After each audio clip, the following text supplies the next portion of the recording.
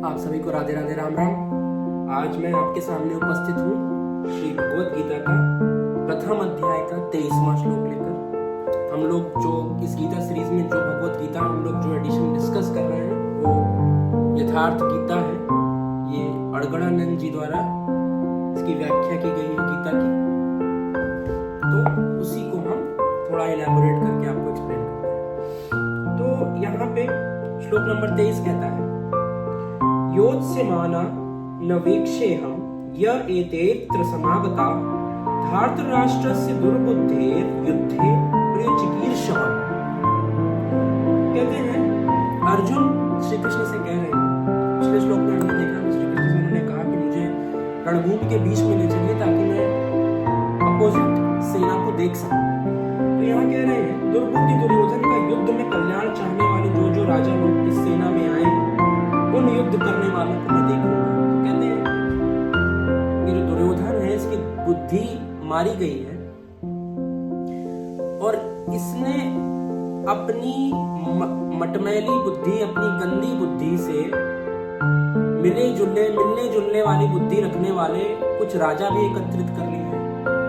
अब जरा मैं उन राजाओं को एक बार देख लूं जो जान रहे हैं कि हम गलत की ओर हैं और गलत हमेशा से हारता आया है, लेकिन वो गलत का साथ देने के लिए खड़े हैं इस घमंड में चकनाचूर कि हमें कौन हरा सकता है ना। तो कह रहे हैं दुर्बुद्धि दुर्योधन का युद्ध में कल्याण चाहने वाले जो राजा लोग इस सेना में आए हैं उन युद्ध करने वालों को मैं देखूंगा, इसलिए बीच में ले चल के खड़ा। कहते हैं मोह रूपी दुर्योधन, मोहमयी प्रवृत्तियों का कल्याण चाहने वाले जो राजा इस युद्ध में आए हैं उनको दुर्योधन क्या है? मोह। ठीक है,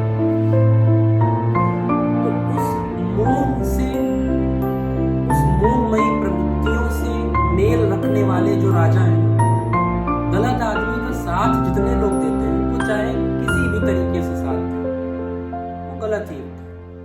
ठीक है, दुर्योधन के साथ कुंती पुत्र 5 पांडव भी थे, कुंती पुत्र कर्ण भी था। ठीक है, लेकिन उसने दुर्योधन का साथ दिया, सूर्य का भी पुत्र था, लेकिन उसका क्या हश्र हुआ। ठीक है, तो आप कहीं से भी बिलोंग करते हो, कहीं से भी जन्मे हो, कितना भी आपके पास रुपया पैसा कुछ भी हो, आप एक बार गलत की तरफ खड़े हो गए और आपके अंदर अभिमान आ गया कि ठीक है तो आपका हश्र बुरा ही होना। ठीक, तो कहते हैं कि जरा एक बार देख लेते हैं कौन इस दुर्योधन के पक्ष में खड़ा है।